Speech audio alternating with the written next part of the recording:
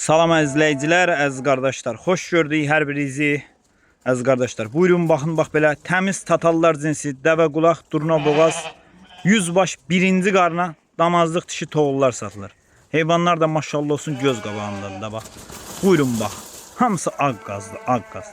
Təmiz tatallar cinsi, dəvə qulaq, durna boğaz heyvanlar.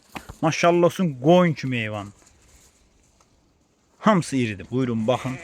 Hamısı da birinci qarnadır əziz qardaşlar. Hələ heç birisi doğmayıb. Çoxsu da qoşdan çıxıb. 100 baş heyvandır əziz qardaşlar. 100 baş. Cinsi də göz qabağındadır. Buyurun bax. Ay maşallah. Bunlara baxın. Süper heyvandır.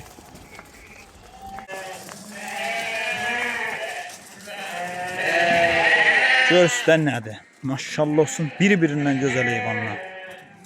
Ay maşallah. Təmiz cins tatallar. Dəvə qulaq, durna boğaz, buyurun baxın. Bax belə çilaslar. Ay maşallah. Buyurun baxın əzrəbi.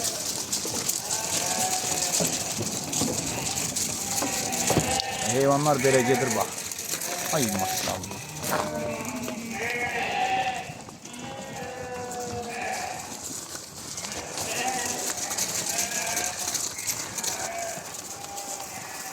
Görsünler bak. Süper heyvan. Böyle heyvandır.